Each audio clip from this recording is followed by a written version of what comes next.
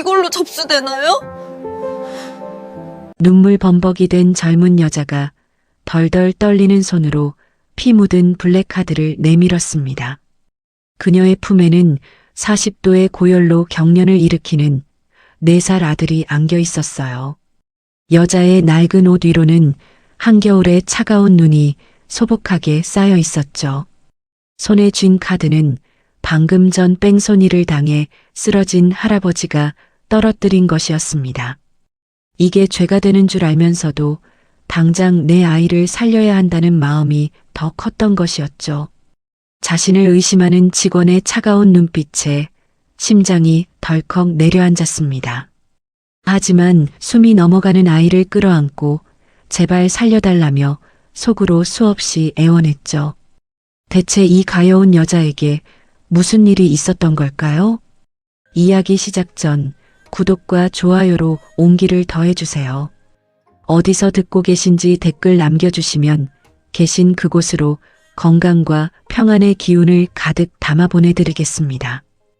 이서연, 28살의 어린 나이에 과부가 된 여자였습니다. 남편의 장례식을 치른 지 고작 사흘밖에 지나지 않았어요. 뼛속까지 시린 2026년 2월의 어느 매서운 겨울날이었죠. 서연은 퉁퉁 부은 눈으로 4살배기 아들 민준의 손을 꽉 쥐고 있었습니다.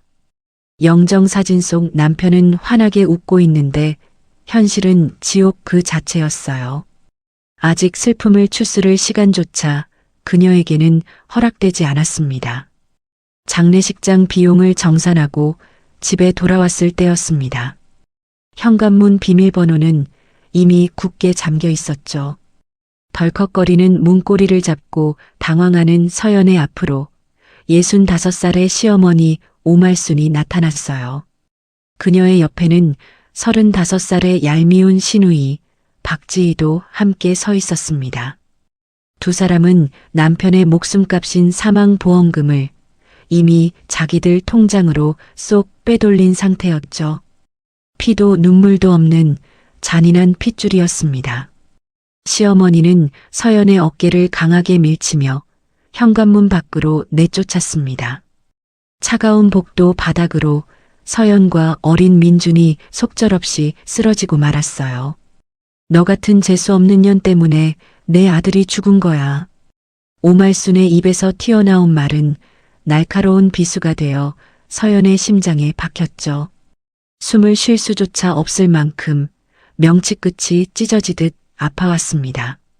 평생을 바쳐 모신 시어머니의 입에서 나온 끔찍한 인격살인이었어요. 시누이 박지희는 비웃음을 흘리며 낡은 짐가방을 밖으로 휙 던져버렸습니다. 남편과 찍은 가족사진이 차가운 시멘트 위로 툭 떨어졌죠. 영하 15도의 살을 에이는 칼바람이 모자에 여린 살갗을 사정없이 후벼 팠어요. 서연은 덜덜 떠는 아이를 자신의 코트 안으로 꽉 품어 안았습니다. 터져나오는 울음을 참으려 아랫입술을 세게 깨물었죠. 하얗게 질린 그녀의 입술 사이로 붉은 피가 맺히기 시작했어요. 무겁게 닫히는 철문 소리가 텅 빈 복도를 서늘하게 울렸습니다. 서연은 닫힌 문을 향해 손을 뻗었지만 돌아오는 건 차가운 기계음뿐이었어요. 당장 오늘 밤 바람을 피할 방 한 칸조차 모자에게는 허락되지 않았습니다. 남편이 살아있을 때는 다정했던 가족들이 하루아침에 괴물로 변해버린 거였죠. 돈 앞에서는 핏줄의 정이고 뭐고 아무런 소용이 없다는 걸 뼈저리게 느꼈습니다. 세상 천지에 의지할 곳 하나 없는 캄캄한 어둠 속으로 쫓겨난 기분이었어요.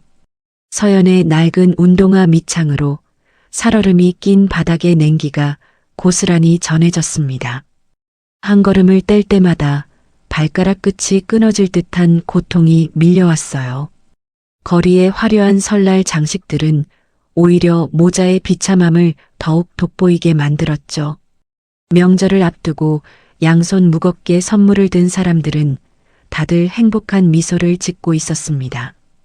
그들 사이를 걷는 서연의 처진 어깨 위로만 유독 차갑고 매서운 눈보라가 쏟아지는 것 같았어요.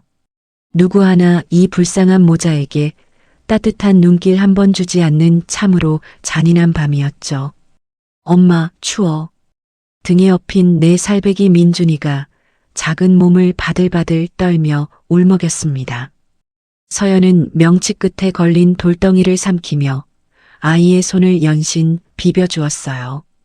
여기서 이렇게 주저앉아 울고만 있을 수는 절대로 없었죠. 그녀는 바닥에 흩어진 짐들을 주워 담고 비틀거리며 밖으로 걸음을 옮겼습니다. 발을 내디딜 때마다 얼어붙은 눈밭이 서걱거리며 서글픈 소리를 냈어요. 지독하게 차갑고 한없이 외로운 겨울밤이었습니다. 주머니를 다 털어봐야 수중에는 꼬깃꼬깃한 지폐 몇 장이 전부였습니다. 택시를 탈 수도 여간에 갈 수도 없는 비참한 처지였어요. 그래서 서연이 발길을 돌린 곳은 매서운 바람을 피할 수 있는 지하철역이었죠. 꽁꽁 언 손으로 아이를 감싸 안고 그녀는 어두운 밤거리로 걸어 들어갔습니다. 눈보라는 멈추지 않고 모자의 구분 등 위로 무섭게 몰아치고 있었어요. 하지만 그녀는 아직 알지 못했죠. 이것이 앞으로 다가올 거대한 비극의 아주 작은 시작일 뿐이라는 것을 말입니다. 과연 이 가여운 모자는 지독한 겨울밤을 무사히 넘길 수 있을까요? 설날을 하루 앞둔 서울역 대합실은 고향으로 향하는 사람들의 열기로 무척이나 따뜻했습니다. 양손에 화려한 선물 상자를 든 귀성객들은 저마다 환한 웃음을 터뜨리며 바쁘게 걸음을 옮겼어요. 그 다정하고 눈부신 풍경 한가운데서 남루한 옷차림의 서연 모자만이 둥둥 떠다니는 초라한 외딴 섬 같았죠. 사람들의 즐거운 웃음소리가 귓가에 크게 울려 퍼질수록 서연이 딛고 선 대리석 바닥의 한기는 뼛속 깊이 시리게 파고들었습니다. 세상은 이토록 눈부시게 따뜻한데 왜 우리 모자의 세상만 꽁꽁 얼어붙어 있는 걸까요? 그때 서연의 굽고 앙상한 등 뒤에서 짐승처럼 거칠고 쇳소리 섞인 기침 소리가 터져 나왔습니다. 얇은 포대기에 쌓여 엎인 내 살배기 아들 민준이가 급성천식으로 가쁘게 숨을 헐떡이기 시작했어요. 아이의 작은 이마에 차가운 손을 얹어본 서연은 불덩이처럼 뜨거운 열기에 심장이 덜컥 내려앉고 말았죠. 체온계가 없어도 40도가 훌쩍 넘는 고열이라는 것을 어미의 본능으로 단번에 알아차렸습니다. 그래서 서연은 파르르 떨리는 손으로 아이를 감싸 안으며 미친 듯이 뜨거운 눈물을 쏟아내고 말았어요. 서연은 다급하게 끓어오르는 어미의 마음을 안고 지나가는 사람들의 옷자락을 부여잡고 매달렸습니다. 꽁꽁 얼어붙은 대리석 바닥에 털썩 무릎을 꿇고 제발 한 번만 도와달라며 피눈물을 뚝뚝 흘리면서 애원했어요. 우리 애가 아파요. 제발 살려주세요. 하지만 사람들의 차가운 반응은 한겨울의 칼바람보다 훨씬 더 매섭고 잔인했죠. 명절 연휴에 귀찮은 일에 엮이고 싶지 않다는 듯 모두가 서연을 외면하며 고개를 싹 돌려버렸습니다. 화려한 코트를 입은 중년 여성은 서연의 손길을 불쾌하게 뿌리치며 멀어졌어요. 수많은 사람들이 바쁘게 오가는 넓은 대합실이었지만 단 한 사람도 그녀 앞에 멈춰 서지 않았습니다.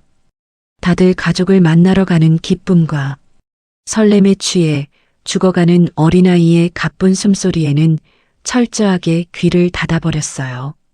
서연의 창백한 뺨을 타고 흘러내린 뜨거운 눈물은 차가운 대리석 바닥에 닿기도 전에 허옇게 얼어붙고 말았죠. 헐떡이는 아이를 꽉 끌어안고 웅크린 서연의 모습은 잔인한 세상에 완벽하게 버려진 가여운 짐승 같았습니다. 가난하고 힘없는 약자에게 세상 사람들의 인심은 그저 차갑고 모질기만 했어요. 등에 업힌 민준이의 작은 입술이 어느새 새파랗게 질려가고 있었습니다. 산소가 부족해진 아이의 흉곽이 무서운 속도로 오르락 내리락하며 위태롭게 떨렸어요. 서연은 갈라진 손끝으로 아이의 창백한 뺨을 쓰다듬으며 짐승처럼 소리 없이 통곡할 수밖에 없었죠. 남편을 잃고 시댁에서 쫓겨난 자신의 기구한 운명이 아이마저 집어삼키려는 것 같아 명치 끝이 찢어지게 아팠습니다. 차라리 내가 대신 아플 수만 있다면 내 심장을 파내서라도 아이를 살리고 싶은 애끓는 마음뿐이었어요. 하지만 기적은 당장 일어나지 않았죠. 서연은 덜덜 떨리는 거친 손을 뻗어 낡은 코트 주머니 속을 미친 듯이 뒤져보았습니다. 차가운 손끝에 잡히는 것이라고는 꼬깃꼬깃하게 구겨진 5,000원짜리 지폐 한 장이 전부였어요. 병원 응급실 문턱조차 넘을 수 없는 너무나도 보잘것없고 비참한 액수였죠. 당장 택시비조차 제대로 내지 못하는 가난한 어미라는 사실이 서연의 영혼을 갈갈이 찢어놓았습니다. 세상 천지의 돈 냄새를 맡지 못하면 생명조차 구해주지 않는다는 끔찍한 현실이 뼈저리게 다가왔어요. 절망의 그림자는 그녀의 목을 점점 더 강하게 조여왔죠. 이대로 가만히 바닥에 주저앉아 있다가는 피 같은 내 새끼가 얼어 죽을지도 모를 일이었죠. 서연은 피가 맺힌 아랫입술을 꽉 깨물며 비틀거리는 두 다리에 간신히 힘을 주고 일어섰습니다. 화려한 조명이 눈부시게 빛나는 대합실을 뒤로하고 그녀는 매서운 칼바람이 부는 어두운 역광장 밖으로 걸음을 옮겼어요. 기적이라도 바라는 처절한 심정으로 나선 길이었지만 눈앞에는 칠흑 같은 어둠만이 무섭게 입을 벌리고 있었죠. 한치 앞도 보이지 않는 이 지독한 눈보라 속에서 불쌍한 모자는 과연 살아남을 수 있을까요? 서울역의 화려한 불빛을 등지고 서연은 어둡고 후미진 뒷골목으로 걸음을 옮겼습니다. 매서운 칼바람이 불어올 때마다 낡은 코트 자락이 힘없이 펄럭였어요. 아이의 거친 숨소리는 귓가에서 점점 더 잦아들고 있었죠. 당장 문을 연 약국이나 병원을 찾아야만 피 같은 내 새끼를 살릴 수 있었습니다. 그렇게 꽁꽁 엄발을 내디디며 어둠 속을 헤매고 있었죠. 그런데 저만치 앞쪽에서 무언가 둔탁하게 부딪히는 소리가 들려왔어요. 직감적으로 불길한 기운이 등골을 서늘하게 쓸고 지나갔습니다. 소리가 난 곳으로 달려간 서연의 두 눈이 공포로 커다랗게 벌어졌습니다. 70대쯤 되어 보이는 백발의 노인이 차가운 아스팔트 바닥에 피를 흘리며 쓰러져 있었어요. 노인을 친 오토바이는 이미 어둠 속으로 뺑소니를 치고 달아난 뒤였죠. 노인의 머리에서 흘러나온 붉은 피가 하얀 눈밭을 무섭게 적시고 있었습니다. 당장 지혈하지 않으면 길바닥에서 목숨을 잃을 게 뻔한 위급한 상황이었어요. 서연은 그 자리에 우뚝 선 채 거친 숨만 몰아쉬며 굳어버리고 말았습니다. 머릿속이 하얗게 비워진 서연은 덜덜 떨리는 입술을 꽉 깨물었습니다. 등에서 헐떡이는 민준이의 온기가 식어가는 게 고스란히 느껴졌어요. 내 아이도 죽어가는데 내가 누굴 도와? 서연은 뒷걸음질을 치며 짐승처럼 울부짖는 내면의 목소리와 싸워야 했죠. 주머니에는 5,000원밖에 없고 아이는 당장 숨이 넘어갈 듯 위태로웠습니다. 여기서 남을 돕다가 지체하면 내 새끼가 얼어 죽을지도 모르는 일이었어요. 그렇게 지독하게 현실적이고 이기적인 3초의 망설임이 서연의 발목을 무겁게 붙잡았습니다. 하지만 서연은 끝내 그 발걸음을 돌리지 못했어요. 가쁘게 숨을 몰아쉬는 노인의 파랗게 질린 얼굴이 마치 버림받은 자기 자신의 모습 같았죠. 아무도 도와주지 않아 절망했던 대합실에서의 기억이 머릿속을 스치고 지나갔습니다. 나마저 이 손을 놓아버린다면 이 할아버지는 차가운 길바닥에서 억울하게 죽고 말게 뻔했어요. 서연은 뺨을 타고 흐르는 뜨거운 눈물을 닦아내며 무거운 결심을 내렸죠. 같은 바닥에 내동댕이 쳐진 약자로서 도저히 그 생명을 외면할 수 없었습니다. 서연은 등에 업힌 민준이를 조심스럽게 내려 차가운 벽에 기대어 앉혔습니다. 엄마가 금방 올게. 조금만 버텨줘. 아이의 이마에 입을 맞춘 그녀는 지체 없이 낡은 가방을 열어젖혔어요. 짐을 쌀 때 챙겨온 보풀이 일어난 노란색 수면 조끼가 손끝에 잡혔죠. 그것은 꽁꽁 엄민준이에게 입힐 수 있는 단 하나 남은 유일한 여벌 옷이었습니다. 하지만 피를 막을 만한 깨끗한 천은 서연의 가방에 오직 그 수면 조끼뿐이었어요. 서연의 손끝이 미세하게 떨려오기 시작했습니다. 그녀는 눈을 질끈 감고 노란색 수면 조끼를 양손으로 힘껏 부여잡았습니다. 찌익하는 날카로운 소리와 함께 두툼한 천이 반으로 길게 찢어졌어요. 피 같은 내 새끼의 옷을 찢어내는 어미의 숭고하고도 처절한 희생이었죠. 서연은 찢어진 조끼를 뭉쳐쥐고 노인의 머리에서 피가 솟구치는 상처를 강하게 압박했습니다. 뽀얗고 예쁘던 노란색 천이 순식간에 시뻘건 핏빛으로 무섭게 물들어갔어요. 노인의 거친 숨소리가 귓가를 때렸고 서연의 손은 온통 붉은 피로 범벅이 되고 말았습니다.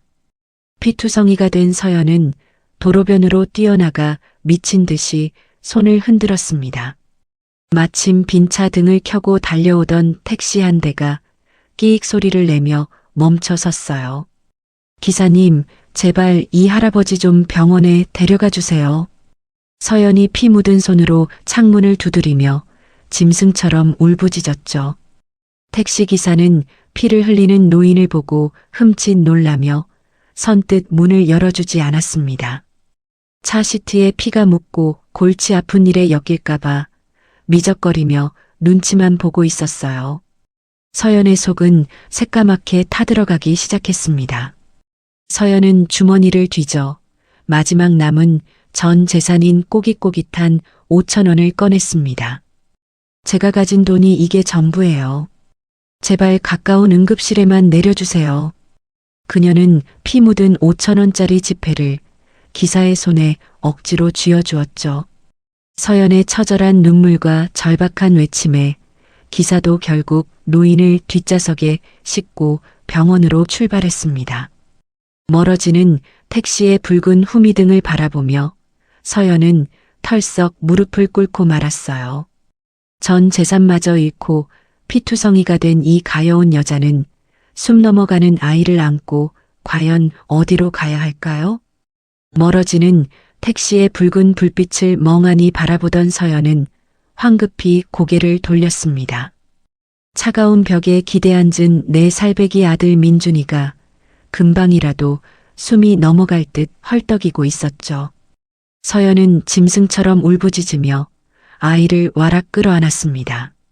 그런데 눈이 소복하게 쌓인 아스팔트 바닥 위로 무언가 반짝이는 물건이 떨어져 있는 게 아니겠어요? 방금 전 피를 흘리며 실려간 할아버지가 다급하게 택시에 오르다 떨어뜨린 물건이 분명했습니다. 그것은 핏자국이 선명하게 묻어있는 묵직하고 낡은 검은색 카드였어요. 서연은 덜덜 떨리는 손을 뻗어 눈밭에 떨어진 검은색 카드를 집어들었습니다. 차가운 금속으로 만들어진 카드는 일반 신용카드와는 비교도 안 될 만큼 묵직했죠. 희미한 가로등 불빛 아래로 성진대학교병원 VIP라는 은빛 로고가 선명하게 빛나고 있었습니다. 서연의 심장이 쿵쾅거리며 미친 듯이 뛰기 시작했어요. 이건 분명 남의 물건이고 함부로 쓰면 큰 죄가 된다는 것을 그녀도 아주 잘 알고 있었죠. 하지만 그녀의 품 안에서는 핏덩이 같은 내 새끼의 심장 박동이 점점 희미해져 가고 있었습니다. 엄마, 숨이 안 쉬어져. 민준이의 새파랗게 질린 입술 사이로 개미처럼 기어들어가는 목소리가 흘러나왔습니다. 아이의 눈동자가 하얗게 넘어가려는 것을 본 순간 서연은 이성의 끈을 완전히 놓아버리고 말았죠. 그녀는 피 묻은 블랙카드를 주머니에 쑤셔넣고 아이를 둘러엎은 채 무작정 달리기 시작했어요. 칼날 같은 눈보라가 뺨을 때리고 살점을 도려내는 듯 했지만 두 다리의 감각조차 느낄 수 없었습니다. 오직 내 아이를 살려야 한다는 처절한 본능만이 가여운 어미를 밤거리로 미친 듯이 내몰고 있었죠. 숨이 턱 끝까지 차오르도록 눈길을 달려 마침내 성진병원 응급실 문을 열어젖혔습니다. 밝고 하얀 형광등 불빛이 쏟아지는 로비는 밖과는 비교도 할 수 없을 만큼 따뜻했어요. 하지만 피투성이 낡은 코트를 입은 서연을 바라보는 사람들의 시선은 한겨울의 눈보라보다 훨씬 더 차가웠죠. 보호자분, 접수부터 하셔야 진료봅니다. 원무과 직원의 사무적이고 냉랭한 목소리가 서연의 심장을 무겁게 짓눌렀습니다. 야간 응급 진료비를 낼 돈이 없으면 당장 아이를 안고 쫓겨나야 할 판이었어요. 서연은 숨 넘어가는 아이를 고쳐 업고 응급실 구석에 있는 무인 수납기로 비틀거리며 다가갔습니다. 덜덜 떨리는 손으로 주머니를 뒤져 할아버지가 떨어뜨린 검은색 카드를 꺼내 들었죠. 카드를 기계에 밀어 넣으려는 찰나 도둑질이라는 끔찍한 단어가 머릿속을 하얗게 지배했어요. 제발 우리 애만 살려주세요. 그녀는 두 눈을 질끈 감고 결국 남의 카드를 기계 안으로 깊숙이 밀어넣고 말았습니다. 심장이 입 밖으로 튀어나올 것 같은 피 말리는 서스펜스가 응급실의 정적을 무겁게 채우고 있었죠. 잠시 후 띠릭하는 경쾌한 결제 승인음이 고요한 응급실 로비에 맑게 울려 퍼졌습니다. 그 소리와 함께 모니터에는 최상위 프리패스라는 초록색 글씨가 선명하게 떠올랐어요. 서연은 팽팽하게 당겨졌던 긴장이 풀리며 그 자리에 털썩 주저앉고 말았죠. 바닥에서 올라오는 따뜻한 온풍이 꽁꽁 언 발끝을 부드럽게 감쌀 때 살았다는 깊은 안도감이 밀려왔습니다. 의료진들이 다급하게 달려와 민준이를 데려갔고 아이는 마침내 가쁜 숨을 편안하게 고를 수 있었어요. 남의 돈을 훔쳤다는 사실조차 까맣게 잊어버린 눈물겨운 밤이었습니다. 그로부터 며칠의 시간이 흐른 어느 낡고 허름한 여관방의 캄캄한 밤이었습니다. 다행히 고비를 넘긴 민준이는 새근새근 평온한 숨소리를 내며 깊은 잠에 빠져 있었죠. 아이의 따뜻한 이마를 쓰다듬던 서연의 뺨 위로 소리 없이 뜨거운 눈물이 주르륵 흘러내렸어요. 당장 아이의 목숨은 구했지만 서연의 영혼은 매일 밤 지옥불에 타들어가는 것 같았습니다. 죽어가는 노인의 생명을 구하고서도 그 노인의 카드를 훔쳐 달아난 끔찍한 도둑이 되어버렸기 때문이요. 은혜를 씻을 수 없는 죄악으로 갚았다는 자책감이 그녀의 목을 강하게 조여왔어요. 가방 깊숙한 곳에 숨겨둔 낡은 블랙카드가 마치 시한폭탄처럼 두렵게 느껴졌습니다. 서연은 무릎을 끌어안고 웅크린 채 어둠 속에서 소리 죽여 짐승처럼 흐느꼈어요. 세상 천지에 기댈 곳 하나 없는 미망인이 살아남기 위해 선택한 길은 너무나도 가혹하고 잔인했죠. 아이를 살리겠다는 어미의 본능이 결국 자신의 손목에 수갑을 채울 족쇄가 되어버린 것입니다. 누군가 문을 벌컥 열고 들어와 당장이라도 경찰서로 끌고 갈 것만 같은 공포가 온몸을 지배했어요. 숨을 쉬는 매 순간이 바늘방석에 앉은 듯 고통스럽기만 했죠. 바로 그때 정막이 흐르던 창밖 너머로 삐뽀삐뽀하는 경찰차 사이렌 소리가 들려왔습니다. 멀리서 들려오는 그 작은 소리 하나에도 서연의 심장은 바닥으로 덜컥 내려앉고 말았어요. 우리 애는 어떻게, 내가 감옥에 가면 우리 애는 어떻게. 그녀는 파들파들 떨며 잠든 아이를 품에 와락 끌어안고 방구석으로 숨어들었죠. 아이를 살렸다는 안도감은 어느새 도둑질을 했다는 처절한 죄책감과 공포로 완벽하게 뒤바뀌어 있었습니다. 과연 이 가여운 어미의 핏빛 죄악은 어떤 무서운 대가로 돌아오게 될까요? 며칠 뒤 낡고 허름한 여관방의 얇은 문을 누군가 무겁게 두드렸습니다. 깜빡 얕은 잠이 들었던 서연은 심장이 바닥으로 철렁 내려앉으며 자리에서 벌떡 일어났죠. 떨리는 눈으로 바라본 문틈 사이로는 시커먼 그림자들이 무섭게 어른거리는 게 아니겠어요? 결국 남의 카드를 훔쳐 쓴 죄로 경찰이 수갑을 채우러 온 게 분명했습니다. 숨이 턱턱 막혀오는 공포 속에서 그녀는 덜덜 떨리는 손으로 차가운 문고리를 간신히 쥐었어요. 핏덩이 같은 내 새끼를 두고 감옥에 가야 한다는 생각에 눈앞이 새하얗게 전멸하고 말았죠. 조심스럽게 문을 열자 검은 정장을 입은 건장한 사내들이 복도를 가득 채우고 있었습니다. 그중 가장 앞에 선 남자가 무표정한 얼굴로 서연을 내려다보며 물었죠. 이서연 씨 맞으십니까? 그 서늘한 목소리에 서연은 방구석에 잠든 민준이를 와락 끌어안으며 비명을 질렀어요. 잘못했어요. 제발 한 번만 용서해 주세요. 제가 감옥에 가면 우리 애는 어떡해요. 여관방이 떠나가라 오열하는 그녀의 목소리에는 뼈저린 후회와 짐승 같은 두려움이 가득 차 있었죠. 핏기가 가신 얼굴로 싹싹 비는 모습이 참으로 처절했습니다. 사내들은 울부짖는 서연의 외침에도 표정 하나 변하지 않고 단호하게 행동했어요. 자세한 이야기는 가시면서 하시죠. 함께 모시겠습니다. 남자는 서연의 팔을 조심스럽게 잡고 밖으로 대기 중인 검은색 최고급 세단으로 그녀를 이끌었죠.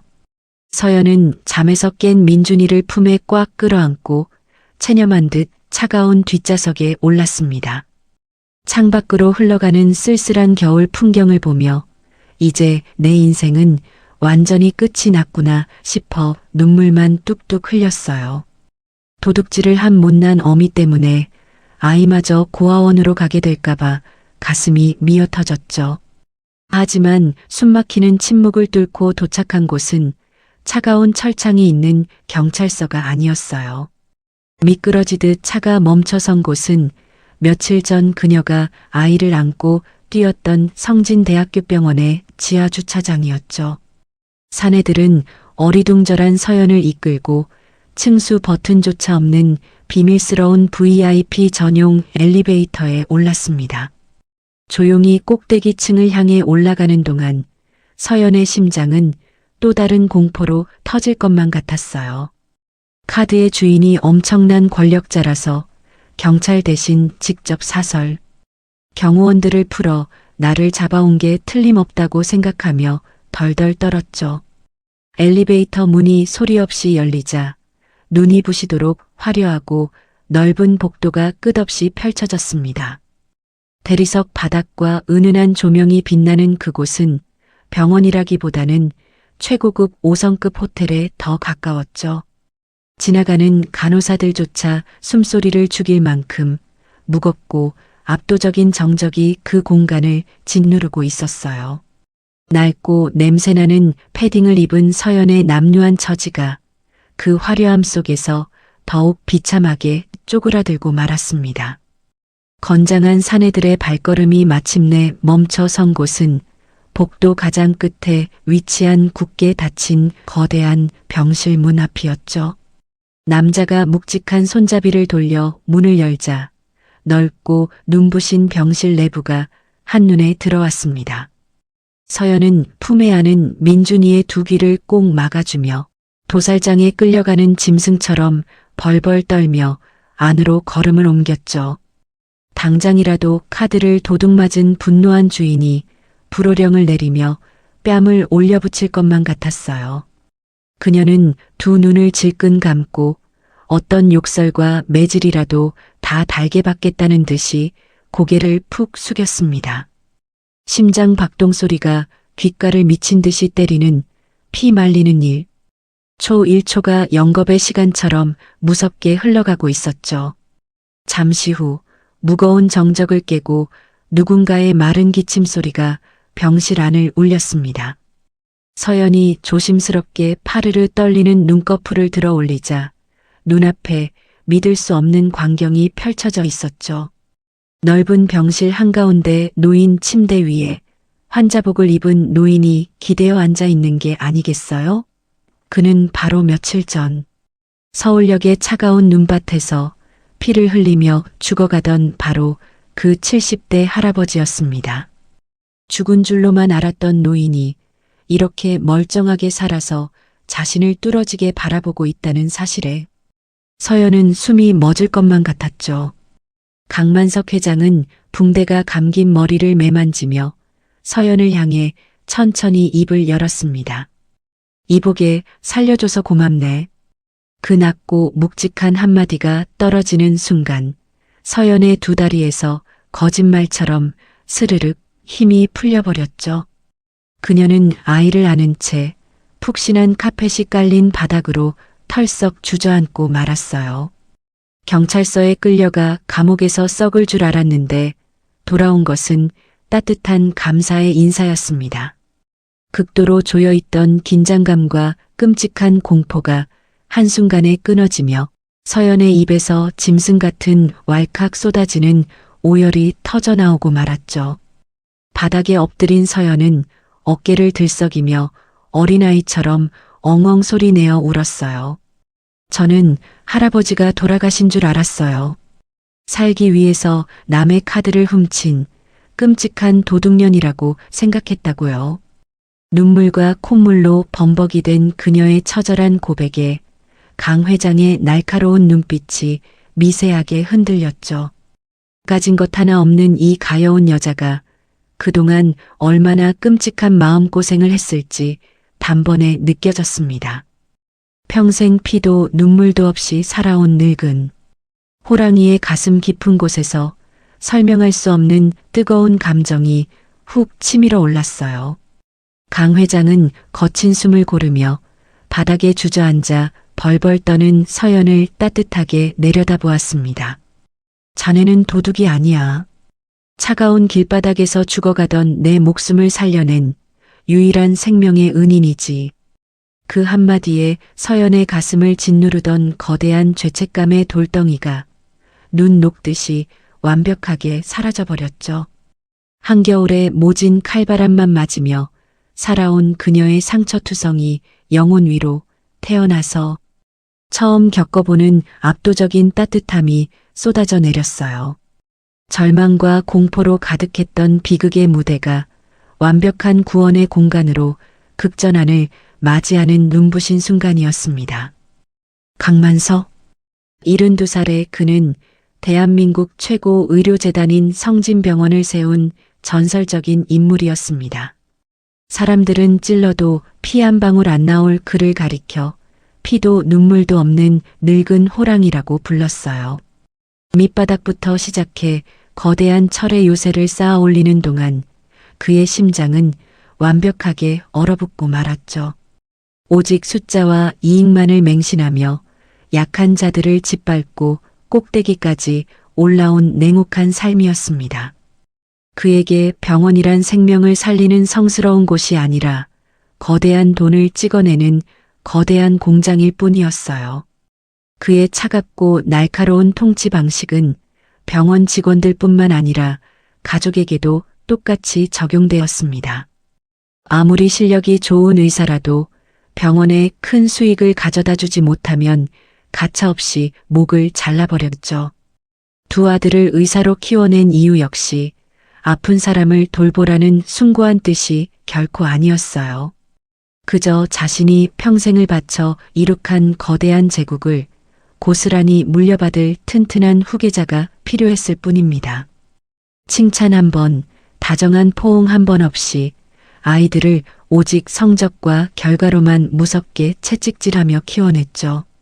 그러던 어느 날 훌륭한 의사로 성장한 두 아들이 무료 진료소에서 가난한 환자들을 돕겠다고 선언했습니다. 그 말을 들은 강 회장은 참을 수 없는 분노로 얼굴이 불그락푸르락 달아오르고 말았어요. 거친 숨을 몰아쉬던 그는 서재의 무거운 책상을 쾅 내리치며 벼락같이 소리를 지르고 말았죠. 돈을 못 벌면 그게 백정이지 의사냐. 그의 잔인한 호통이 떨어지자 아버지를 바라보던 두 아들의 눈빛에서 마지막 남은 희망의 빛마저 차갑게 꺼져버렸습니다. 아버지가 사람이 아닌 괴물이라는 걸 깨달은 순간이었어요.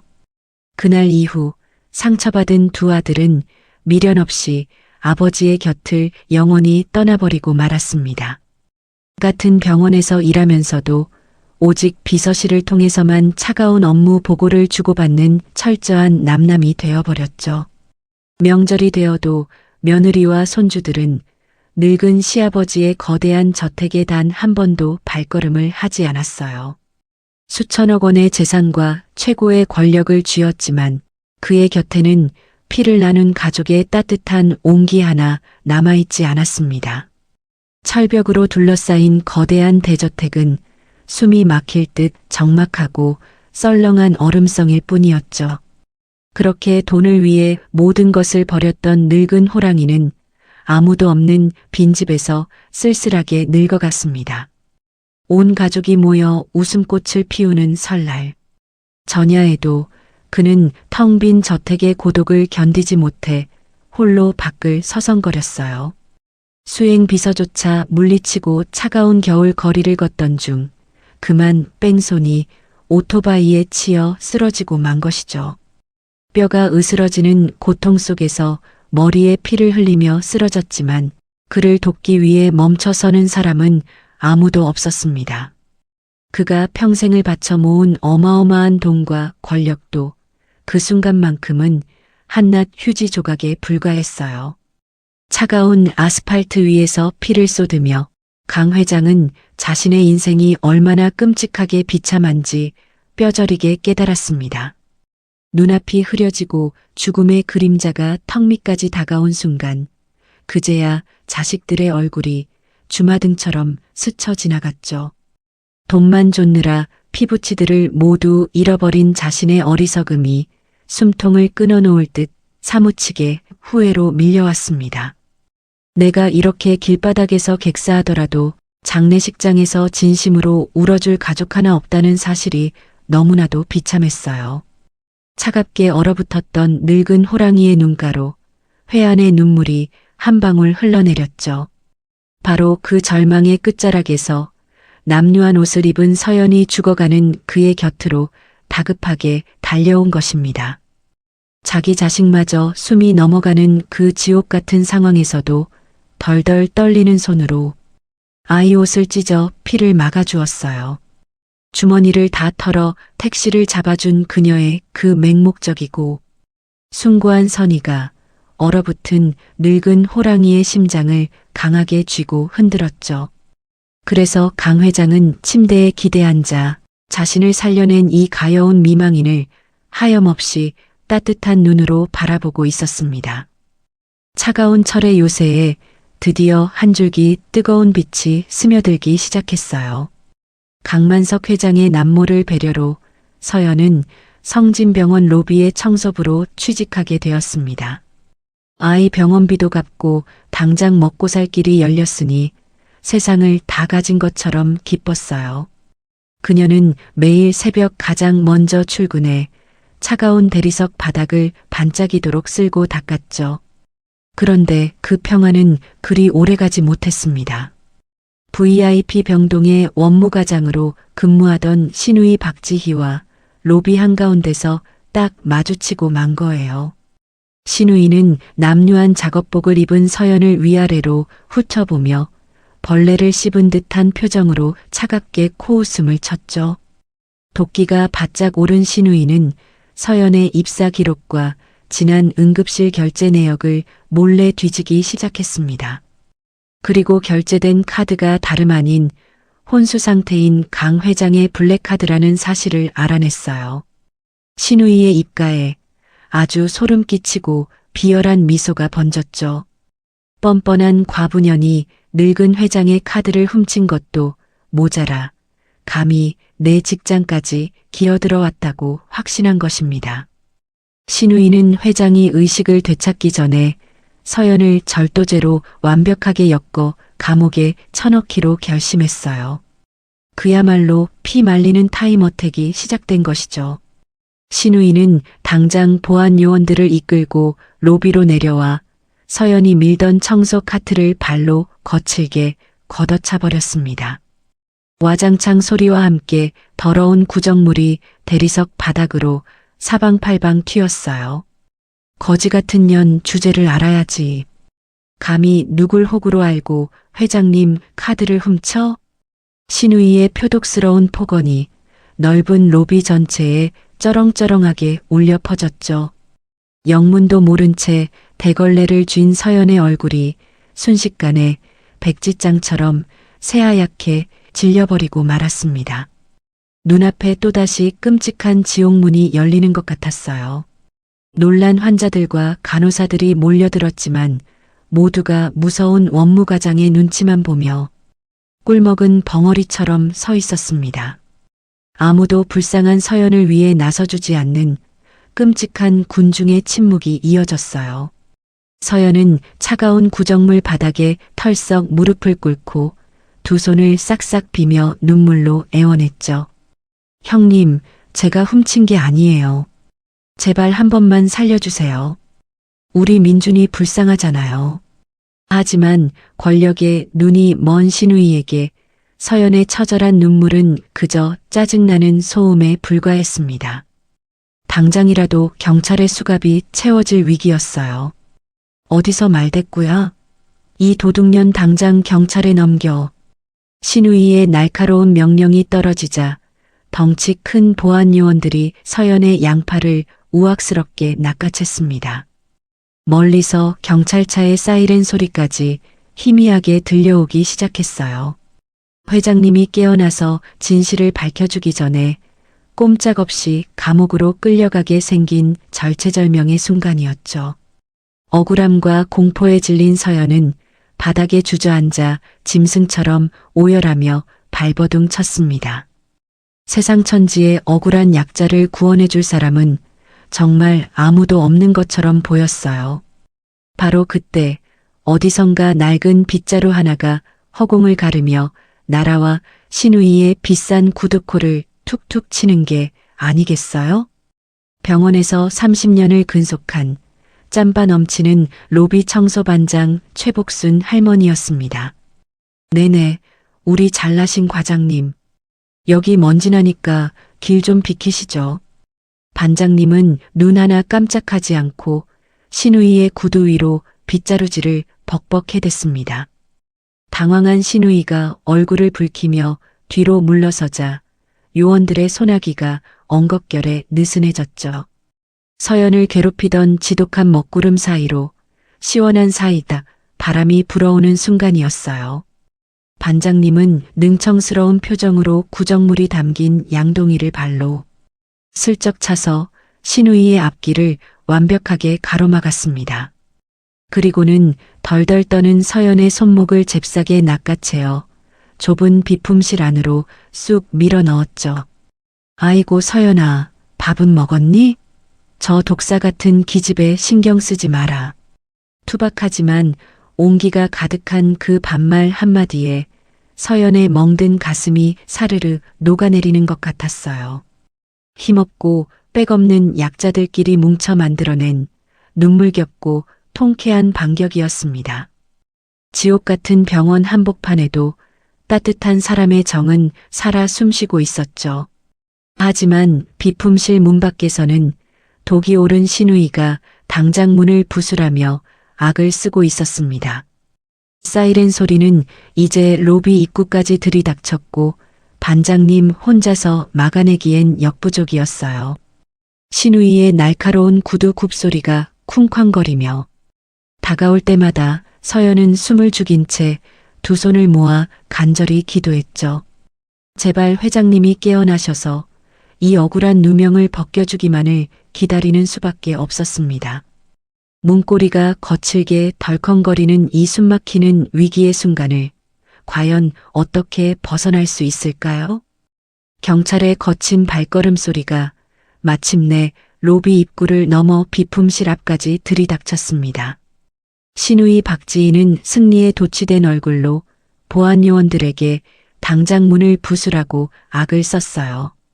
쾅쾅거리는 무서운 소리에 비품실 구석에 웅크린 서연은 두 귀를 막고 덜덜 떨 수밖에 없었죠. 핏덩이 같은 아이를 두고 감옥에 끌려갈 생각에 숨통이 꽉 막혀버리는 것 같았습니다. 청소반장 최복순 할머니가 앞을 막아섰지만 건장한 남자들의 힘을 당해낼 수는 없었어요. 억울한 약자들의 가녀린 방패가 결국 무참하게 부서지고 말았죠. 요란한 파열음과 함께 굳게 닫혀있던 비품실 문이 거칠게 뜯겨나갔습니다. 도끼가 바짝 오른 신우이는 바닥에 웅크린 서연의 머리채를 우악스럽게 휘어잡고 로비로 질질 끌고 나왔어요. 경찰들이 번쩍이는 은빛 수갑을 꺼내 들고 서연의 가녀린 손목을 향해 성큼성큼 다가오고 있었죠. 형님, 제발 살려주세요. 우리 애가 혼자 기다리고 있어요. 서연이 피눈물을 흘리며 짐승처럼 울부짖었지만 신우이는 악마처럼 비릿한 미소만 지을 뿐이었습니다. 가난하고 힘없는 여자의 인생이 완전히 끝장나버리는 무서운 순간이었어요. 바로 그 찰나 VIP 전용 엘리베이터의 문이 맑은 알림음과 함께 열렸죠. 소란스럽던 넓은 로비의 공기가 거짓말처럼 차갑게 얼어붙으며 무거운 정적이 내려앉았습니다. 검은 정장을 입은 경호원들이 도열한 사이로 전동 휠체어 한 대가 미끄러지듯 모습을 드러냈어요. 혼수 상태라던 강만석 회장이 머리에 붕대를 감은 채 두 눈을 부릅뜨고 나타난 것이었죠. 호랑이 같은 그의 서늘한 기운에 숨소리조차 내기 힘들 만큼 무시무시한 압도감이 로비를 가득 채웠습니다. 모두가 얼어붙은 채 휠체어만 멍하니 바라보고 있었어요. 강 회장의 날카로운 시선이 서연의 머리채를 잡고 있는 신우이의 얼굴에 정확히 꽂혔죠. 그 무서운 눈빛을 마주한 신우이는 화들짝 놀라며 재빨리 서연을 바닥으로 내동댕이 쳤습니다. 그리고는 언제 표독스럽게 굴었냐는 듯 극도로 비굴하고 가식적인 미소를 얼굴에 잔뜩 장착했어요. 아이고 회장님, 심력 끼쳐 죄송합니다. 제가 병원물을 흐리는 끔찍한 도둑년을 잡았습니다. 그녀는 허리를 90도로 굽히며 꼬리를 흔드는 강아지처럼 바짝 엎드렸죠. 자기 무덤을 파고 있는 줄도 모르고 천박한 아부를 떨고 있었습니다. 하지만 강 회장의 주름진 얼굴은 당장이라도 벼락을 내리칠 듯 무섭게 일그러져 있었어요. 그는 덜덜 떠는 손으로 휠체어의 팔걸이를 쾅 내리치며 짐승처럼 무서운 포효를 터뜨렸죠. 내 생명의 은인에게 뉘집개가 짖는 거냐? 천둥처럼 쩌렁쩌렁하게 울려 퍼진 그 한마디에 로비에 있던 모든 사람들의 심장이 철렁 내려앉았습니다. 도둑인 줄 알았던 남루한 청소부가 천하의 강 회장을 살려낸 은인이라는 사실이 밝혀지는 통쾌한 순간이었어요. 신우이의 가식적인 미소가 순식간에 공포로 얼어붙어 바스라지고 말았죠. 서연을 벌레 보듯 무시하던 사람들의 얼굴이 경악과 충격으로 하얗게 질려버렸습니다. 강 회장은 뒤에 서 있던 비서실장에게 턱짓을 하며 차가운 목소리로 짧은 명령을 내렸어요. 비서실장이 두꺼운 서류철을 펼쳐들고 신우이의 앞으로 성큼성큼 걸어나갔죠. 박지혜 과장, 고인 사망보험금 불법 횡령 및 VIP 병동 비품 대금 착복 정황입니다. 서리빨 같은 비서실장의 낭독 소리에 신우이의 두 다리가 사시나무 떨리듯 파들파들 떨리기 시작했습니다. 하늘 높은 줄 모르고 날뛰던 악당의 목줄이 완벽하게 조여지는 순간이었어요. 자신이 저지른 모든 악행이 낱낱이 까발려지자 신우이는 눈을 까뒤집으며 숨을 헐떡였죠. 오만방자했던 그녀의 무릎이 꺾이며 차가운 대리석 바닥으로 털썩 주저앉고 말았습니다. 극도의 공포와 충격을 견디지 못한 신우이의 다리 사이로 뜨거운 소변이 줄줄 흘러내리기 시작했어요. 비싼 명품 구두 아래로 누런 오줌물이 웅덩이를 만들며 퍼져나가는 참으로 원초적이고 비참한 꼴이었죠. 그토록 서연을 깔보며 짓밟았던 악녀가 수많은 사람들 앞에서 가장 수치스러운 바닥으로 곤두박질 쳤습니다. 10년 묵은 체증이 확 뚫리는 엄청난 사이다였어요. 바닥에 납작 엎드린 신우이는 오줌물에 젖은 손을 싹싹 비벼대며 미친 듯이 살려달라 애원했죠. 회장님, 제가 죽을 죄를 지었습니다. 한 번만 용서해 주십시오. 하지만 강 회장의 시선은 오물을 바라보듯 한없이 차갑고 냉혹하기만 했어요. 당장 저 쓰레기를 경찰에 넘겨라. 횡령한 돈은 100원짜리 하나까지 전부 토해내게 만들어. 회장의 무자비한 선고가 떨어지자 대기하고 있던 경찰들이 신우이의 손목에 덜컥 수갑을 채웠습니다. 짐승처럼 울부짖으며 끌려가는 그녀의 뒷모습이 그저 한심하고 통쾌하기 짝이 없었죠. 악독한 빌런이 쫓겨나고 나자 무겁던 로비의 공기가 한순간에 맑고 시원하게 정화되었습니다. 사람들의 눈치만 보던 청소반장 최복순 할머니가 빗자루를 치우며 만세를 부르듯 활짝 웃었어요. 아이고 꽃이다. 속이 다 시원하네. 우리 서연이 억울해서 어쩌나 했는데 하늘이 도왔네. 할머니의 그 구수하고 통쾌한 외침이 굳어있던 사람들의 마음마저 시원하게 뻥 뚫어주었죠. 서연을 외면했던 사람들도 그제야 안도의 한숨을 내쉬며 고개를 끄덕이기 시작했습니다. 진실은 눈 속에서도 피어나는 매화처럼 기필코 승리하기 마련이었어요. 강 회장은 휠체어 바퀴를 직접 굴려 눈물범벅이 된 채 주저앉아 있는 서연의 앞으로 다가갔죠. 그는 서연의 거칠고 상처투성이인 두 손을 자신의 크고 따뜻한 손으로 꽉 쥐어주었습니다. 미안하네. 내가 깨어나는 게 늦어서 은인에게 몹쓸 짓을 겪게 했어. 그 진심 어린 따뜻한 사과에 서연의 가슴속에 맺혀있던 서러운 응어리가 왈칵 녹아내리고 말았어요. 지옥의 나락에서 허우적거리던 가여운 미망인이 압도적인 권력자의 보호 아래 완벽하게 구원받는 눈부신 순간이었죠. 참으로 길고 끔찍했던 악몽이 영원히 끝을 맺었습니다. 신우이 박지희가 비참하게 쫓겨난 그날 이후 서연의 인생은 180도 완전히 달라졌습니다.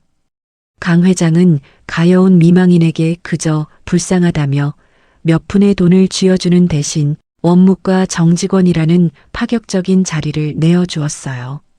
낡고 냄새나던 청소부 작업복을 벗고 가슴에 성진병원 배지가 달린 단정한 유니폼을 입게 된 기적 같은 순간이었죠.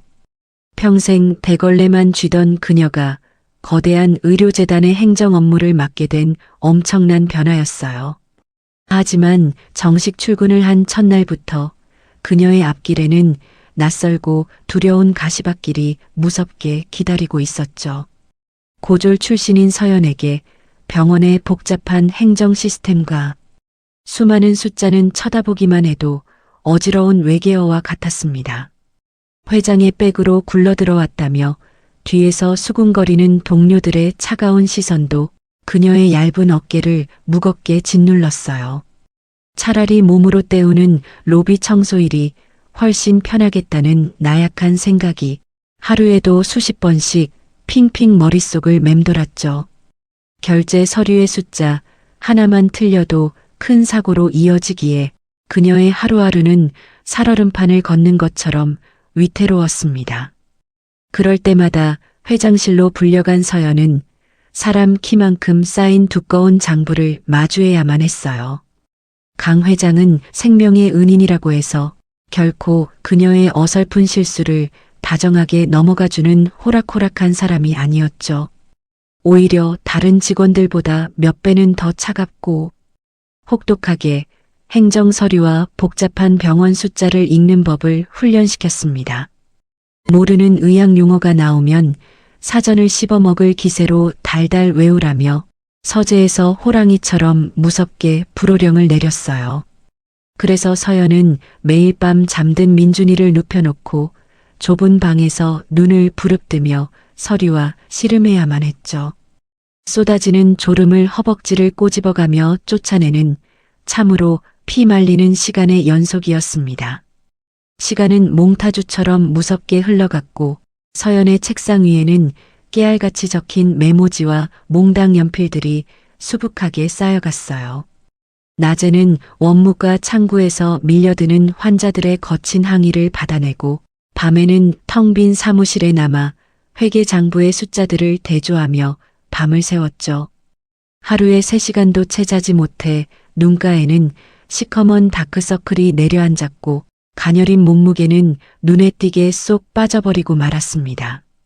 당장이라도 짐을 싸서 도망치고 싶을 때마다 그녀는 핏덩이 같은 내 새끼 민준이의 얼굴을 떠올리며 이를 악물었어요. 어미라는 이름은 그토록 끈질기고 억척스러웠죠. 유난히 눈보라가 거세게 몰아치던 어느 겨울밤 새벽 2시가 넘도록 원무과 사무실 구석에는 홀로 불이 켜져 있었습니다.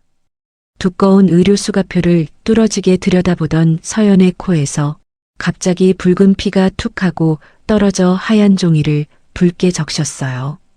극도의 과로와 스트레스를 견디지 못한 가녀린 몸이 결국 한계에 부딪히며 끈적한 코피를 쏟아내고 만 것이죠. 휴지로 다급하게 코를 틀어막은 그녀는 결국 참아왔던 서러움이 터져 책상에 엎드린 채 엉엉 소리내어 울고 말았습니다. 내가 아무리 발버둥 쳐도 이 높은 벽을 넘을 수 없을 것만 같았어요.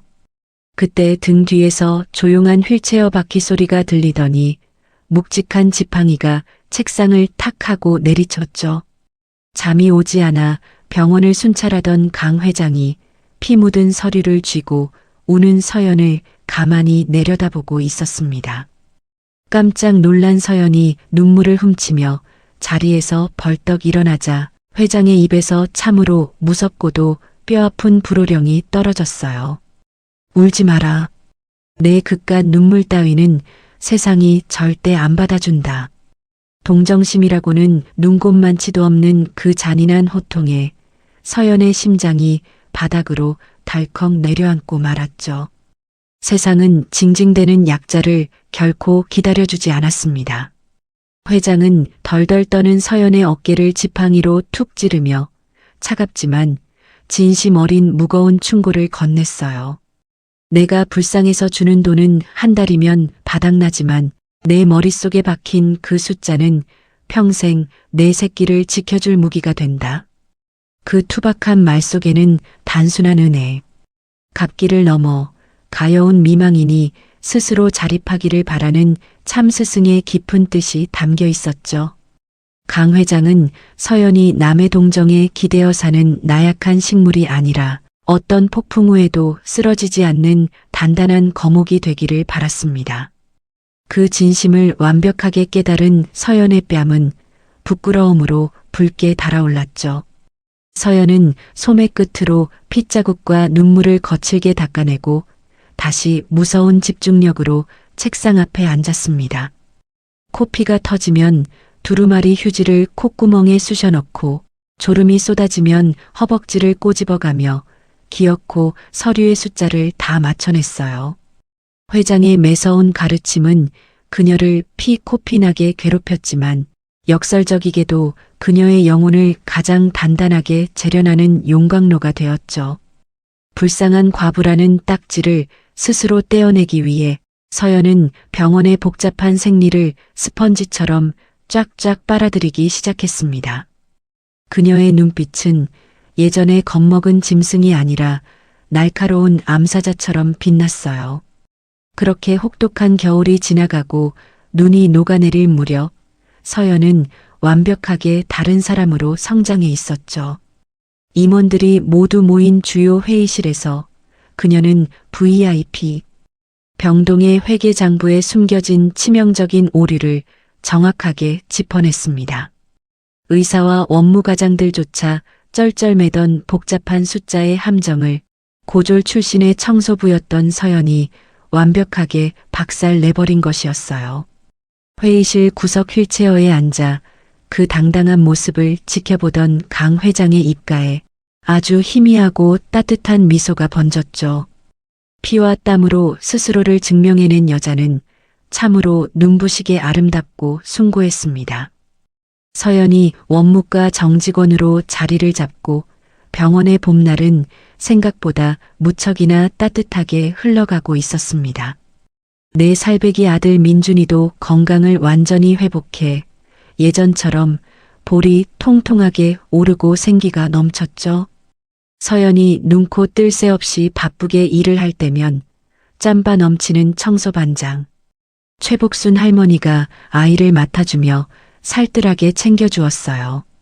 아이의 까르르 웃는 소리가 넓은 로비에 울려 퍼질 때마다 삭막했던 병원. 공기가 사르르 녹아내리는 것만 같았습니다. 지옥 같던 겨울을 이겨낸 모자에게 찾아온 참으로 작고 소중한 평화였죠. 그러던 어느 한가로운 오후 반장 할머니가 화장실 청소를 하러 간 사이 작은 사건이 하나 벌어졌습니다. 로비를 볼볼거리며 돌아다니던 민준이가 그만 방향을 잃고 VIP 전용 엘리베이터에 쏙 탑승해버린 거예요. 엘리베이터가 멈춰선 곳은 일반 직원들은 감히 발도 들이지 못하는 굳게 닫힌 꼭대기층 회장실 앞이었습니다. 아이는 낡은 동화책 한 권을 가슴에 꼭 품은 채 호기심 가득한 눈으로 살짝 열린 틈 사이를 빼꼼히 들여다보았죠. 무거운 정적만이 흐르는 그 거대하고 차가운 공간이 4살 아이의 눈에는 그저 신기한 놀이터처럼 보였어요. 그 시각 강 회장은 휠체어에 앉아 창밖을 바라보며 쓸쓸한 고독에 깊이 잠겨 있었습니다. 병원 최고 권력자의 자리라는 것은 그 누구와도 따뜻한 온기를 나눌 수 없는 지독한 얼음 감옥과도 같았죠. 바로 그때 회장실 문이 삐그덕 열리며 조그마한 인기척이 들려왔어요. 할아버지, 여기서 뭐해? 강 회장이 화들짝 놀라 고개를 돌리자 허리춤에도 오지 않는 자그마한 꼬마 녀석이 눈을 동그랗게 뜨고 서 있는 게 아니겠어요? 평생 비서들조차 눈을 마주치지 못하고 벌벌 떠는 호랑이 굴에 겁없는 하룻강아지 한 마리가 제 발로 걸어 들어온 셈이었죠. 민준이는 강 회장의 무서운 얼굴을 보고도 전혀 주눅 들지 않고 짤막한 다리로 아장아장 걸어 다가왔습니다. 그리고는 낡은 동화책을 회장의 휠체어 팔걸이 위로 턱하니 올려놓았어요. 할아버지, 이거 토끼 이름이 없어. 이름 지어줘. 아이는 천진난만한 표정으로 회장의 바지가랑이를 매만지며 당돌하게 요구를 했죠. 평생 수천억 원의 결제 서류에만 사인을 해왔던 강 회장은 난생 처음 겪어보는 당황스러운 상황에 그저 입만 떡 벌리고 굳어버렸습니다.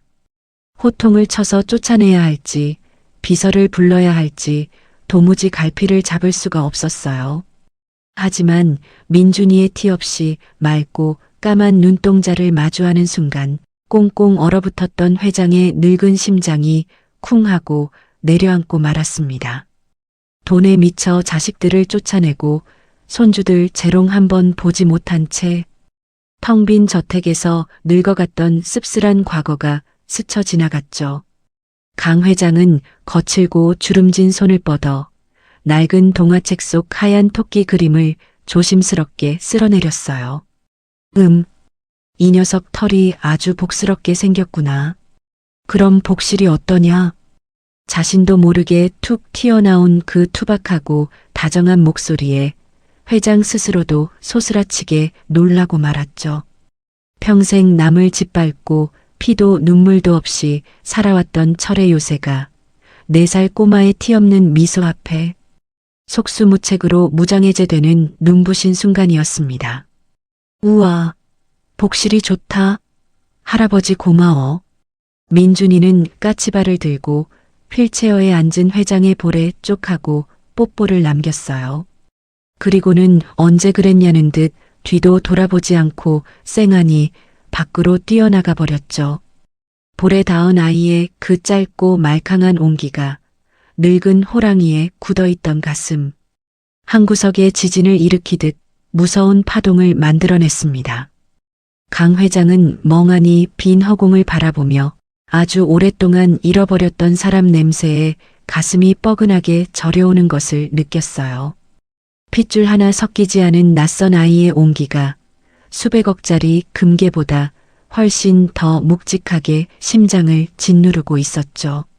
그렇게 시간은 흘러 어느덧 2026년 2월의 매서운 겨울도 끝자락에 접어들고 있었습니다.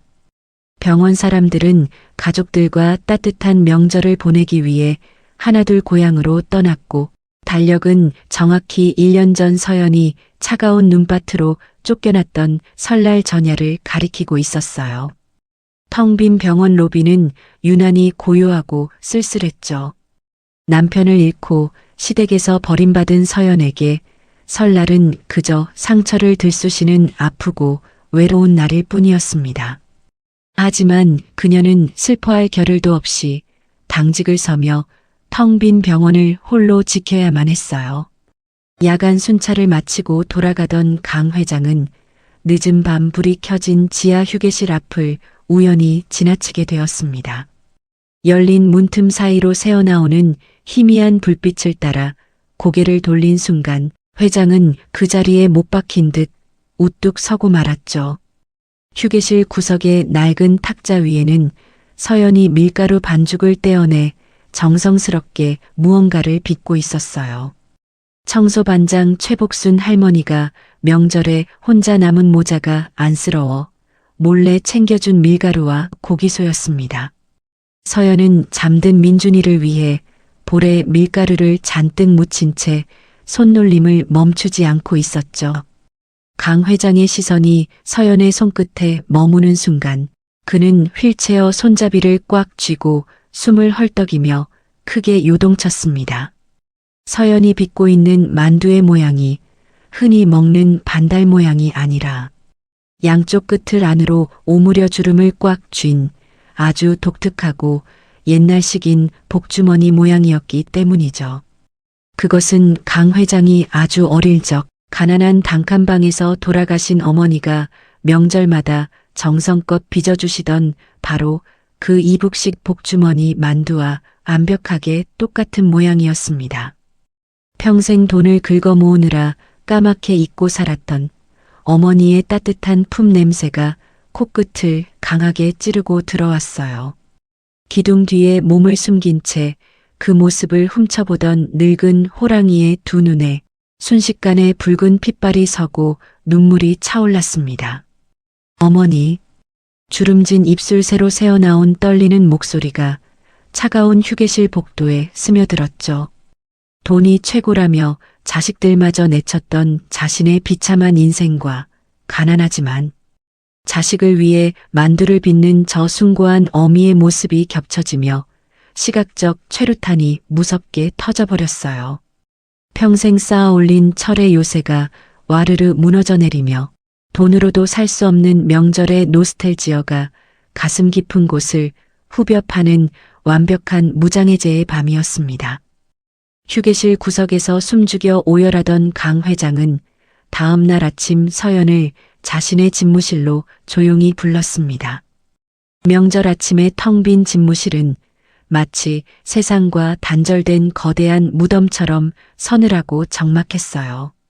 강 회장은 서랍 깊숙한 곳에서 낡고 보풀이 일어난 노란색 수면 조끼 한 벌을 천천히 꺼내 책상 위에 올려놓았죠. 그것은 설날 전야 서연이 피를 흘리며 죽어가던 자신을 살리기 위해 주저없이 찢어버렸던 민준이의 단 하나 남은 여벌 옷이었습니다. 시뻘건 핏자국이 검붉게 말라붙은 그 천 조각은 어떤 값비싼 보석보다도 숭고하고 무거운 생명의 증거였어요. 내가 나를 살렸던 그날 밤 나도 모르게 이 조각을 움켜쥐고 있었더구나. 회장의 낮고 떨리는 목소리가 무거운 공기를 가르고 서연의 귓가에 닿았습니다. 서연은 자신의 가방에 들어있던 핏자국 하나 없이 깨끗한 나머지 반쪽 조끼를 조심스럽게 꺼내어 책상 위에 나란히 맞추어 보았죠. 두 조각이 하나로 합쳐지며 완벽한 모양을 이루는 순간 그날 밤에 처절했던 추위와 죽음의 공포가 생생하게 되살아났습니다. 서연의 커다란 눈망울에 그렁그렁하게 눈물이 차올라 뺨을 타고 주르륵 흘러내렸어요. 두 사람이 함께 지옥의 문턱을 넘었던 기적 같은 핏빛 연대의 상징이었습니다. 강 회장의 시선이 반쪽짜리 조끼를 쓰다듬는 서연의 손등으로 향했습니다. 서연의 오른쪽 손등에는 마치 달 모양처럼 길게 구부러진 흉측한 붉은 화상 흉터가 선명하게 자리 잡고 있었어요. 평생 돈을 벌기 위해 곱게 다듬어진 회장의 매끈한 손과는 너무나도 다른 고단한 삶의 흔적이었죠. 회장은 그 흉터를 뚫어지게 바라보며 조심스럽게 입을 열었습니다. 그 상처는 어쩌다 생긴 게냐? 그의 물음에 서연은 서둘러 소매를 끌어내려 흉터를 가리며 쑥스러운 듯 희미하게 웃어 보였어요. 아, 이거요. 옛날에 식당 주방에서 일할 때 펄펄 끓는 뚝배기가 엎어진 적이 있었거든요. 그때 밑에서 놀던 민준이를 감싸 안다가 그만 뜨거운 국물을 뒤집었었어요. 그녀는 담담하게 말했지만 그 짧은 대답 속에 담긴 어미의 맹목적인 희생은 결코 가볍지 않았습니다. 자식이 화상을 입을까봐 주저없이 끓는 물로 뛰어든 그 무모함이 늙은 호랑이의 굳게 닫힌 가슴을 쾅 하고 세게 내리쳤죠. 내 몸이 타들어가는 고통 속에서도 새끼를 지켜내는 짐승 같은 본능, 그것이 바로 서연이 보여준 진짜 모성이었습니다. 회장은 아무 말도 하지 못한 채 덜덜 떨리는 손으로 지팡이만 꽉 움켜쥐고 있었어요. 서연은 창밖의 쓸쓸한 겨울 풍경을 바라보며 아주 느리고 담담한 어조로 독백하듯 말을 이어나갔습니다. 회장님, 저는 참 복이 없는 년이라고 생각했어요. 남편도 일찍 잃고 가족에게 버림받고 한겨울에 길바닥으로 쫓겨났으니까요. 세상 사람들이 다 악마 같고 괴물처럼 보였거든요. 그녀의 목소리에는 원망이나 분노보다는 모진 풍파를 견뎌낸 자만의 깊은 쓸쓸함이 배어 있었죠. 회장은 숨소리조차 내지 않고 그녀의 아픈 고백에 가만히 귀를 기울였습니다. 그런데 신기한 게 뭔지 아세요? 저를 그렇게 무참히 짓밟고 상처 준 것도 사람이었지만 결국 제 손을 잡아주고 다시 살게 해준 것도 다 사람이라는 거였어요. 서연의 눈빛이 아주 맑고 단단하게 빛나며 강 회장을 향했습니다. 사람에게 상처받았지만 사람을 살리는 것도 사람입니다.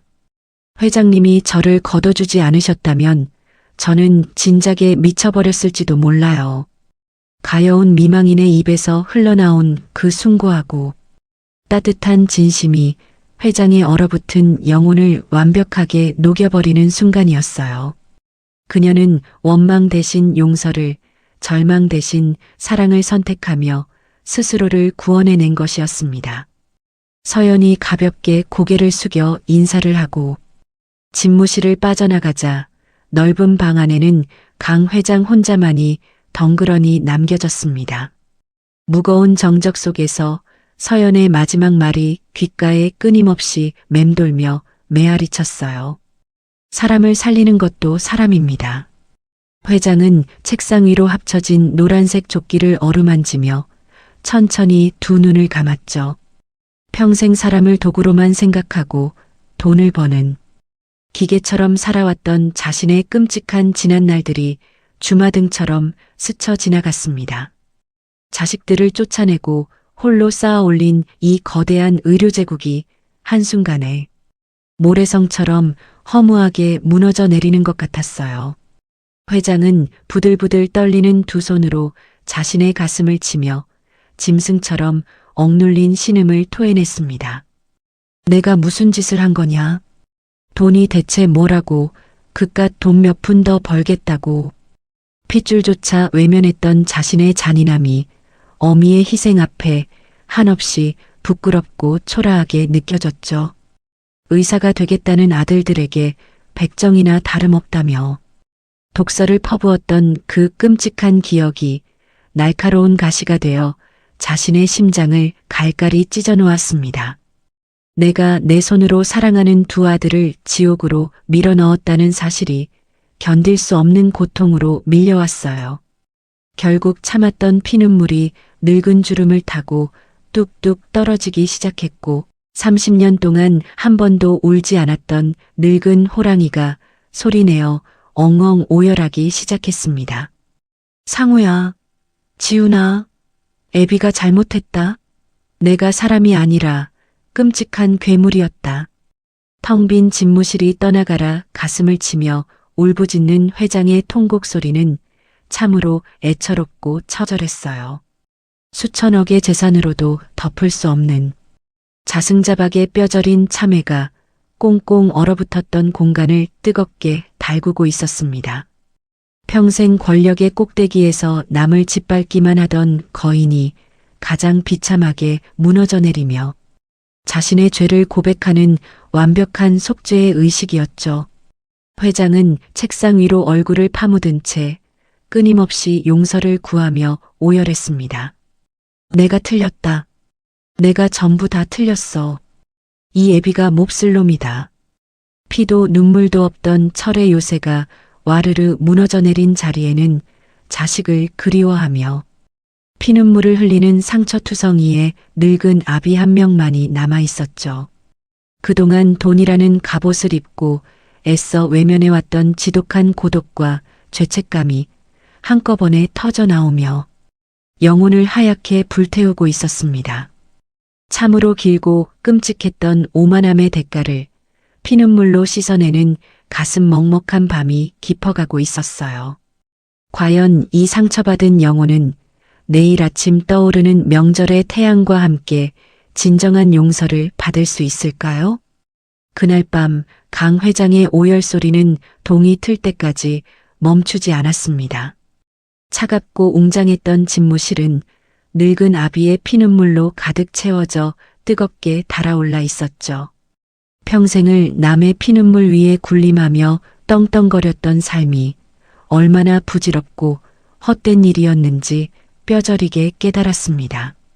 사랑하는 가족의 따뜻한 눈빛 한 번, 다정한 목소리, 한 번 듣지 못하고 늙어버린 자신의 처지가 한없이 원망스럽고 불쌍했어요.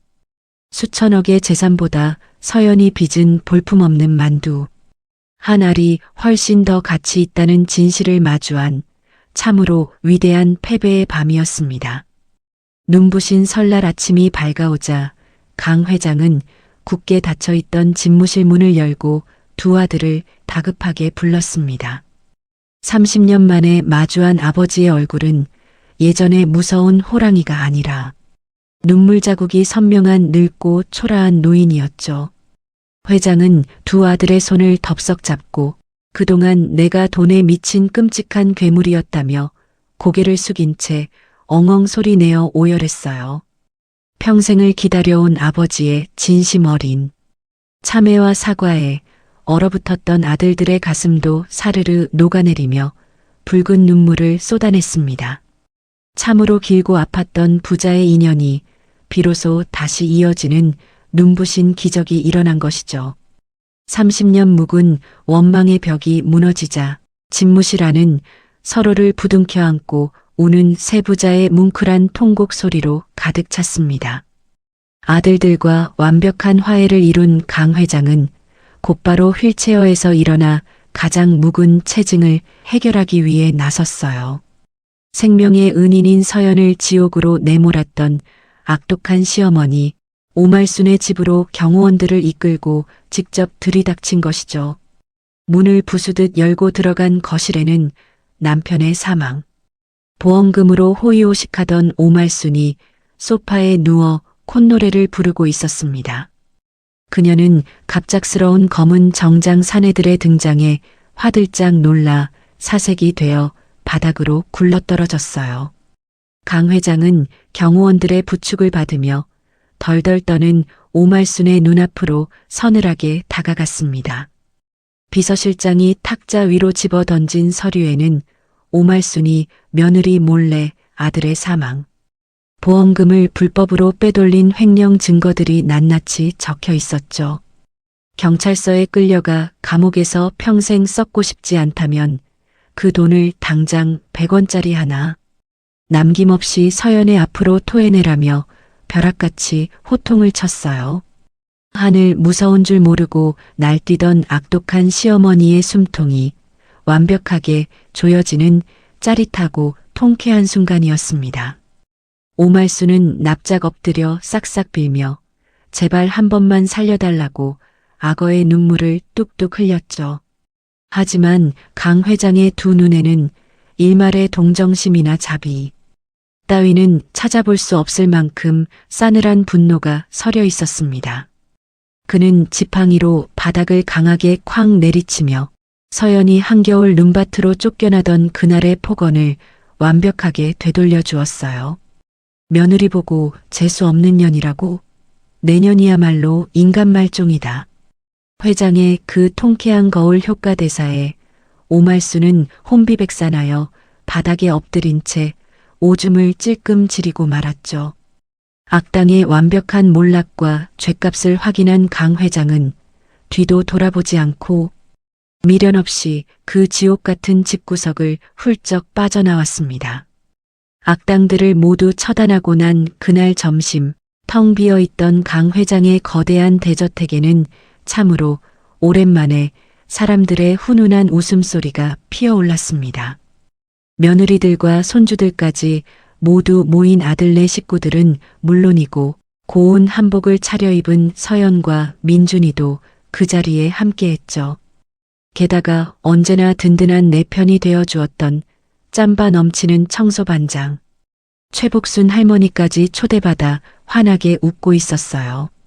피 한 방울 섞이지 않은 남남이었지만 서로의 상처를 보듬고 생명을 구해주며 그 어떤 핏줄보다 단단하고 따뜻한 진짜 가족이 되어버린 것입니다. 화려하고 으리으리한 대리석 식탁 위에는 비싼 최고급 호텔 요리 대신 김이 모락모락 피어오르는 소박한 설날 떡국이 정갈하게 놓여 있었습니다. 그 뽀얀 국물 속에는 서연이 밤새 정성껏 빚어낸 옛날식 이북형 복주머니 만두가 아주 먹음직스럽게 가득 담겨 있었죠. 강 회장은 돌아가신 어머니의 향수가 듬뿍 담긴 만두를 한 입 베어 물고는 눈시울을 붉히며 세상에서 가장 행복하고 따뜻한 미소를 지어 보였어요. 그의 넓은 무릎 위에는 내 살배기 민준이가 토끼, 인형 복실이를 안고 까르르 웃으며 한없이 귀여운 재롱을 부리고 있었습니다. 차가운 길바닥으로 쫓겨났던 가여운 미망인과 쓸쓸히 죽어갈 뻔했던 늙은 호랑이에 지독했던 겨울이 마침내 완벽한 끝이 났습니다. 상처받은 약자들이 손을 맞잡고 빚어낸 기적은 얼어붙은 세상을 녹여버린 눈물겹고 눈부신 봄날이었죠. 더 이상 이들에게는 외로움도 가슴 시린 눈보라도 찾아오지 않을 만큼 따뜻한 평화가 깃들었어요. 사람을 살리는 것은 결국 사람이라는 가슴 먹먹한 진리가 떡국 위를 맴돌며 우리 모두의 마음을 포근하게 안아주었습니다. 가장 춥고 어두웠던 겨울밤, 길바닥에 쓰러진 생명을 외면하지 않았던 작은 온기가 결국 세상을 구원하는 거대한 기적으로 돌아왔습니다. 우리네 인생도 이와 같지 않을까요? 꽁꽁 얼어붙은 세상이라 해도 내가 먼저 내민 따뜻한 손길 하나가 누군가의 텅 빈 가슴을 봄날처럼 녹여낼 수 있다는 것을 말입니다. 내가 베푼 선의는 기필코 돌고 돌아 내 삶의 가장 어두운 순간에 눈부신 동아줄이 되어 나를 구원해 줄 것입니다. 듣는 분들에게 행운과 건강이 깃들기를 바랍니다. 달봄 사연이었습니다.